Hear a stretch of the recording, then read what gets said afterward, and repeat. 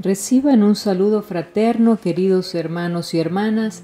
Bienvenidos a Audioteca Católica, a este espacio de oración con la palabra de Dios llamado Lectio Divina o lectura orante de la palabra. Quiero darle gracias a Dios por esta nueva oportunidad que nos da de reunirnos en torno a la mesa de su palabra. Le doy las gracias también por ustedes que todos los días están siguiendo estos videos, los escuchan, los apoyan, compartiéndolos, le dan me gusta. Gracias porque de esta manera logramos difundir con más fuerza estos videos para poder llegar a más personas que están necesitando conocer de la palabra de Dios. También les doy la bienvenida a aquellos que nos visitan por primera vez. No es casualidad, hermano y hermana, que tú hayas llegado a este canal. Algún propósito Dios tiene contigo y hoy lo vas a descubrir a través de esta meditación. Abre tu corazón y abre tus oídos para que puedas escuchar la voz de Dios y el mensaje que Él tiene hoy para ti. Y sin más preámbulos, vamos a orarle al Espíritu Santo de Dios y hoy lo hacemos por intercesión de María Santísima, ya que es día sábado, día que dedicamos a ella. Te invito a que oremos juntos. Ven Espíritu Santo, ven por medio de la poderosa intercesión del doloroso e inmaculado corazón de María, tu amadísima esposa. Ven Espíritu Santo, ven por medio de la poderosa intercesión del doloroso e inmaculado corazón de María, tu amadísima esposa. Ven Espíritu Santo, ven por medio de la poderosa intercesión del doloroso e inmaculado corazón de María, tu amadísima esposa. Espíritu Santo, yo te consagro cada momento de este día. Abre mi corazón a tus inspiraciones y aliéntame a hacer la divina voluntad de Dios. Amén. Bien, y ahora te invito a que abras tu Biblia en el Evangelio según San Juan, capítulo 11, de los versículos desde el 45 hasta el 56. Leemos. En aquel tiempo muchos de los judíos que habían ido a casa de Marta y María, al ver que Jesús había resucitado a Lázaro, creyeron en él. Pero algunos de entre ellos fueron a ver a los fariseos y le contaron lo que había hecho Jesús. Entonces los sumos sacerdotes y los fariseos convocaron al Sanedrín y decían: ¿qué será bueno hacer? Ese hombre está haciendo muchos prodigios. Si lo dejamos seguir así, todos van a creer en él. Van a venir los romanos y destruirán nuestro templo y nuestra nación. Pero uno de ellos, llamado Caifás, que era sumo sacerdote aquel año, les dijo: ustedes no saben nada, no comprende que conviene que un solo hombre muera por el pueblo y no que toda la nación perezca. Sin embargo, esto no lo dijo por sí mismo, sino que siendo sumo sacerdote, aquel año profetizó que Jesús iba a morir por la nación, y no solo por la nación, sino también para congregar en la unidad a los hijos de Dios que estaban dispersos. Por lo tanto, desde aquel día tomaron la decisión de matarlo. Por esta razón Jesús ya no andaba públicamente entre los judíos, sino que se retiró a la ciudad de Efraín, en la región contigua al desierto, y allí se quedó con sus discípulos. Se acercaba la Pascua de los judíos y muchos de las regiones circunvecinas llegaron a Jerusalén antes de la Pascua para purificarse. Buscaban a Jesús en el templo y se decían unos a otros: ¿qué pasará? ¿No irá a venir para la fiesta? Palabra del Señor. Gloria a ti, Señor Jesús. Bien, ahora entramos al primer paso de la Lectio Divina y respondemos la pregunta: ¿qué dice el texto? Y para responder esta pregunta, ¿qué nos dice el texto?, debemos releer paso a paso la escritura nuevamente para ir identificando todos los detalles que están reflejados en ese texto. Y bien, comenzaremos por decir que el Evangelio de hoy nos relata la parte final del largo episodio de la resurrección de Lázaro en Betania, en la casa de Marta y María. La resurrección de Lázaro es la séptima señal o milagro de Jesús en el Evangelio de Juan y es también el punto álgido y decisivo de la revelación que viene haciendo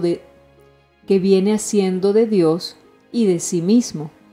La pequeña comunidad de Betania en la que a Jesús le gustaba hospedarse refleja la situación y el estilo de vida de las pequeñas comunidades del discípulo amado al final del primer siglo en Asia Menor.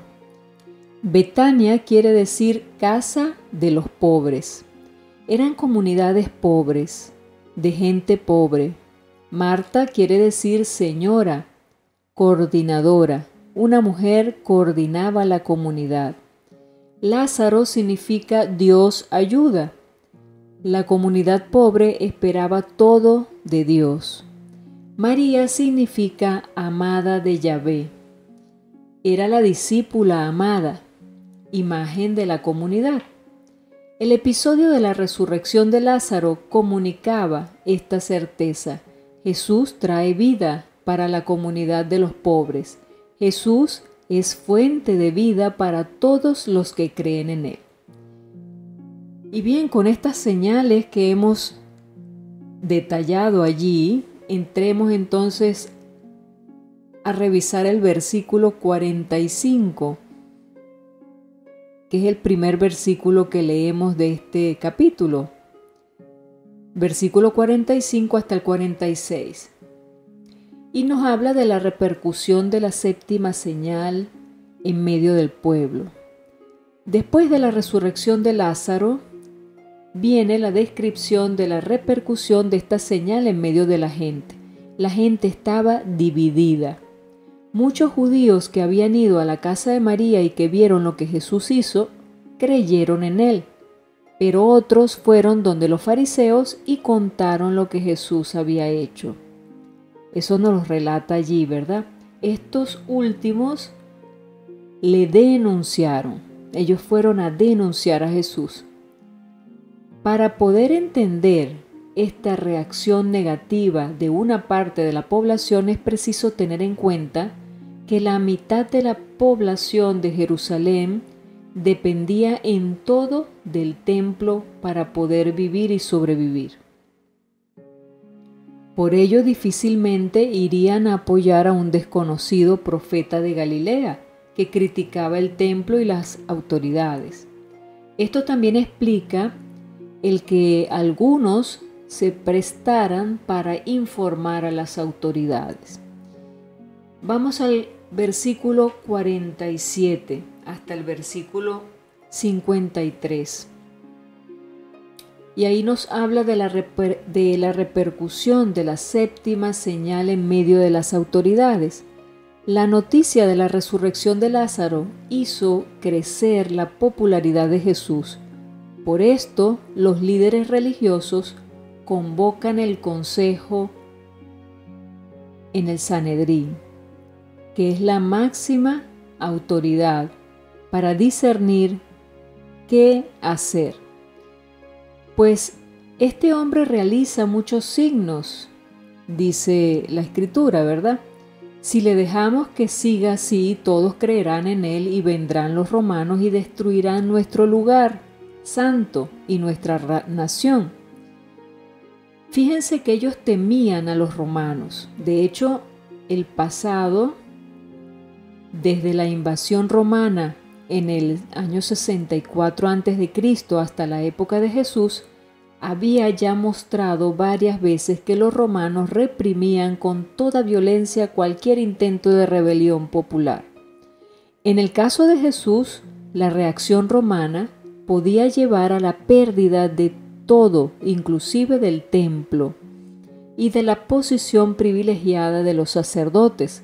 Por eso Caifás, que era el sumo sacerdote, decide y dice: es mejor que un solo hombre muera por el pueblo y no que la nación entera perezca. Y el evangelista hace un lindo comentario. Dice: Caifás no lo dijo por su propia cuenta, sino como era sumo sacerdote aquel año, profetizó que Jesús iba a morir por la nación. Y no solo por la nación, sino también para reunir en uno a los hijos de Dios que estaban dispersos. Así, a partir de este momento, los líderes, preocupados por el crecimiento del liderazgo de Jesús y motivados por el miedo a los romanos, deciden matar a Jesús. He aquí la decisión ya crucial de eliminar al hombre que tanto les estaba molestando. Vemos en el versículo 54 al 56, del versículo 54 al 56, la repercusión de la séptima señal en la vida de Jesús. Y vemos que el resultado final es que Jesús tenía que vivir como un clandestino. Por eso Jesús no andaba ya en público entre los judíos, sino que se retiró de allí a la región cercana al desierto, nos dice ahí la Escritura, a una ciudad llamada Efraín, y allí residía con sus discípulos. Entonces ya vimos las tres repercusiones. La primera repercusión de esa resurrección de Lázaro en medio del pueblo, la repercusión a las autoridades y ahora la repercusión sobre Jesús. La Pascua estaba cerca. En esa época del año la población de Jerusalén se triplicaba por causa del gran número de peregrinos y romeros. Todos conversaban sobre Jesús. ¿Qué piensa hacer? ¿Será que no va para la fiesta? Asimismo, en la época en que fue escrito el Evangelio, al final del primer siglo, época de la persecución del emperador Dominiciano, año 81 al 96, las comunidades cristianas se veían obligadas a vivir en la clandestinidad. Una llave para entender esta séptima señal de la resurrección de Lázaro es que debemos tomar en cuenta que Lázaro estaba enfermo y las hermanas, tanto Marta como María, mandaron a llamar a Jesús y le dicen: aquel a quien tú quieres está enfermo. Jesús atiende la petición y explica a los discípulos: esta enfermedad no es de muerte, es para la gloria de Dios, para que el Hijo de Dios sea glorificado por ella. En el Evangelio de Juan, la glorificación de Jesús acontece a través de su muerte. Una de las causas de su condena a muerte va a ser la resurrección de Lázaro, precisamente. Muchos judíos estaban en la casa de Marta y María para consolarlas de la pérdida del hermano. Los judíos, representantes de la antigua alianza, solo saben consolar, no saben traer vida nueva. En cambio, Jesús es aquel que trae vida nueva. Así, por un lado, la amenaza de muerte contra Jesús y por otro lado, Jesús que llega para vencer la muerte. Y es en este contexto de conflicto entre vida y muerte que se realiza la séptima señal de la resurrección de Lázaro. Marta dice que cree en la resurrección. Los fariseos y la mayoría de la gente creen en la resurrección. Creían, pero no la revelaban. Era una fe en la resurrección al final de los tiempos y no en una resurrección presente en la historia aquí y ahora. Esta fe antigua no renovaba la vida, pues no basta creer en la resurrección que va a acontecer al final de los tiempos, sino que hay que creer que la resurrección que ya está presente aquí y ahora en la persona de Jesús y en aquellos que creen en Jesús, es decir, ya la resurrección estaba entre ellos, estaba ante sus ojos y no la veían. Sobre estos, la muerte ya no tiene ningún poder, porque Jesús es la resurrección y la vida. Sin ver la señal concreta de la resurrección de Lázaro, Marta confiesa su fe. Yo creo que tú eres el Cristo, el Hijo de Dios, el que iba a venir al mundo. Jesús ordena quitar la piedra y Marta reacciona: Señor, ya huele mal, es el cuarto día. De nuevo Jesús la desafía haciendo referencia a la fe en la resurrección. Aquí y ahora como una señal de la gloria de Dios. ¿No te he dicho que si crees verás la gloria de Dios? Entonces retiraron la piedra ante el sepulcro abierto y ante la incredulidad de las personas. Jesús se dirige al Padre. En su oración primero pronuncia una acción de gracias que dice: Padre, te doy gracias por haberme escuchado. Ya sabía yo que tú siempre me escuchas. Jesús conoce al Padre y confía en Él, pero ahora pide una señal a causa de la multitud que le rodea para que pueda creer en Él. Jesús es el enviado del Padre. Luego grita en alto, grito creador: Lázaro, sal fuera. Y Lázaro sale afuera. Es el triunfo de la vida sobre la muerte, de la fe sobre la incredulidad. Un agricultor comentó: a nosotros nos toca retirar la piedra y Dios resucita la comunidad. Hay gente a la que no le gusta quitar la piedra y por eso su comunidad no tiene vida. Bien, y ahora entremos a la parte meditativa. ¿Qué me dice a mí el texto? ¿Qué mensaje nos trae este texto para cada uno? Y vemos que la misión de Jesús es congregar a todos los pueblos dispersos, ¿verdad? Y hacerlos uno. Lograr que el mundo, una fraternidad de fe y de amor. La Pascua se acerca. Del crucificado pasará a resucitado y nacerá el nuevo Israel, cuya alianza se firmará en la sangre del Hijo del Hombre, y uno será el mandamiento, el amor. Entonces, podemos dejar en el aire las siguientes preguntas. ¿Qué significa para mí, bien concretamente, creer en la resurrección? Vamos a meditar sobre la resurrección. Estoy clara de qué es la resurrección. ¿Realmente creo en ella? Parte de la gente aceptaba a Jesús y parte no. Hoy también puede suceder eso. Hoy parte de la gente en la iglesia acepta la renovación de la iglesia, pero otra parte no la acepta. ¿Y yo en qué parte estoy? ¿En la que acepta esa renovación o en la que no lo acepta? Jesús es vida, Jesús es cambio, Jesús es resurrección. ¿Acepto lo que Jesús quiere hacer? Bien, y ahora vamos a cerrar esta hermosa lección con una oración y te invito a que te unas conmigo. Señor, recógenos en un solo rebaño, haznos un solo pueblo bajo el cayado de tu palabra. Danos el pan unificador de tu cuerpo, Señor. Quita y arranca todas las divisiones y las incredulidades que hay entre nosotros.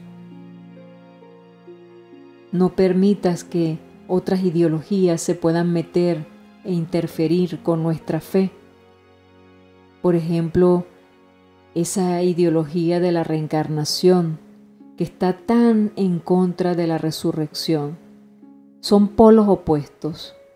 Tú nos viniste a enseñar la resurrección, Señor, y yo debo creer en ella, ciegamente creer en ti y en esa resurrección, hoy, aquí. en que todo tú lo transformas, todo tú lo cambias, todo tú lo levantas. Señor, pues tú eres mi esperanza, mi confianza desde joven, Señor, mi Dios. En ti busco apoyo desde el vientre de mi madre. Eres mi fuerza desde el seno materno. A ti dirijo siempre mi alabanza, dice el Salmo 71. Vamos a dirigir nuestra alabanza al Señor en este día, glorificándolos porque nos ha dejado ese regalo maravilloso de la resurrección que nos trae vida y vida eterna. Ya la muerte no tendrá poder sobre cada uno de nosotros los que creemos en Jesús, sino que tendremos vida en abundancia gracias a su resurrección. Amén, Señor. Amén, que así sea. Bien, queridos hermanos y hermanas, hemos llegado al final de esta lección divina. Ha estado con ustedes su hermana y amiga Estefania Balota. Les dejo en la paz de nuestro Señor Jesús y les digo hasta el próximo video si así Dios lo permite. Feliz día, bendiciones.